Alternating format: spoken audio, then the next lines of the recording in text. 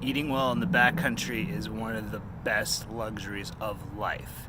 Come with us today and we'll show you how to make pizza in the backcountry. Stay tuned.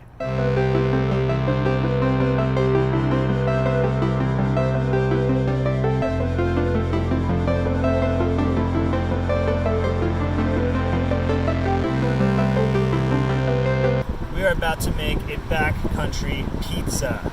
Yes, who likes pizza in the backcountry? I do. We've got our Esbit burning stove. We've got this piece of foil down here.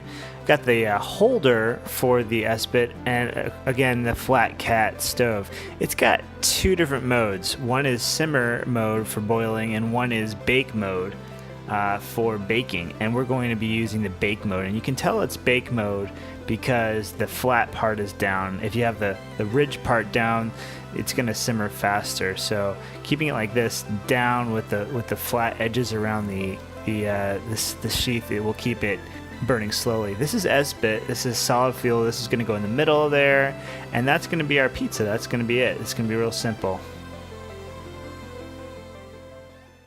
So we've got our smaller pan that's going to fit inside of our pot, and we've got this dough that I prepared, which is basically flour and milk and some spices that I've kneaded together with some baking soda so it will rise a little bit. I made a lot of dough here, so just if I cut it in half, we're probably going to have enough for 2 pizzas. In the pan itself, I put a piece of parchment paper so it doesn't stick, because oftentimes the dough will stick to the bottom of the pan, which is really annoying getting it out. So I break it off in half and just start massaging it a little bit, getting it ready to put in the pan. And this is just like your basic dough. We pull it out a little more and it's gonna go fit in that pan. We want it to go all the way up on the edges of the pan so that it completely fills the small baking dish here. And our pizza stuff is gonna go on the inside. A lot of times I like to put a little oil in there and just rub it on the inside of it so it doesn't stick. That's always a big thing.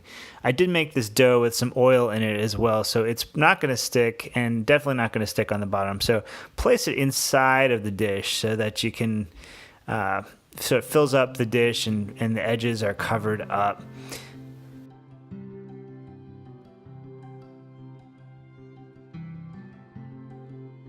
And that's all it is. I'm gonna put another little piece on the bottom because it was kind of thin when I was making it, and I don't want it to. I want to have a nice thick crust on the bottom. Next thing we got is the sauce. So I put some sauce in these little to-go cups, and basically we're just gonna dump it in there and make sure that it covers the whole bottom of the pan and inside of the dough. This is just to make sure we get good coverage so that our pizza is nice and saucy. After that, we've got the freshly grated cheddar that's going to go right up on top of the sauce, and we're not going to use it all because I think we're going to try to make 2 pizzas out of this afterwards. And then, because I like mushrooms, I brought some chopped up mushrooms that we're going to toss in here as well and just really maximize the flavor in the backcountry. And you could put really anything you want in here. You could put sausages, you could put bacon, you could put more vegetables, you could do whatever you like.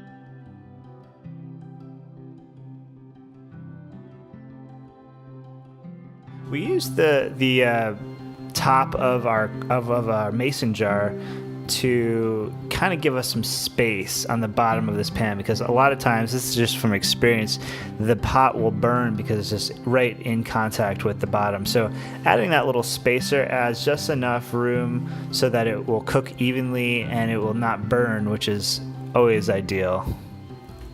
Next, we're going to open up our Esbit cube.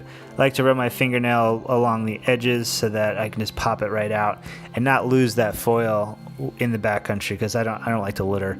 It's going to go right onto this little plate here, and the trick now is to try to get it to light. And when it's windy outside like it is today, it gets challenging. So try to break it up a little bit. Try to see if I can get it to light a little easier. If that doesn't work, I try to find a place where it's out of the wind and get it going, and it should light pretty easily. I mean, it's made to burn, so not a problem usually getting these Esbit cubes going. And you can't really see it when it starts burning, but you can definitely feel the heat. And just throwing it on the little sheet, remembering to put the flat cat stove with the baking setting on, which is the ridges up, the windscreen around that, and then our pot goes right on top of that, and it nestles in there super easily. And I make sure always to put the pot cover on top as well, and that's good to go for the next 20 minutes or so, and we'll check back in after that. And now the moment you've all been waiting for, the pizza. So getting it out of this container is a little bit tricky, but there you go. Pull it right out. It's got all the melted cheese. It's got the sauce. Not a little bit, any of it stuck to the pan, which is amazing. All the way put together, the deep dish style. The bottom is cooked super well. The mushrooms are all juicy, and just gonna split it up in half and give half to my boy Brazen here. So what do you think, Brazen? Not bad for a Woods pizza. Not bad.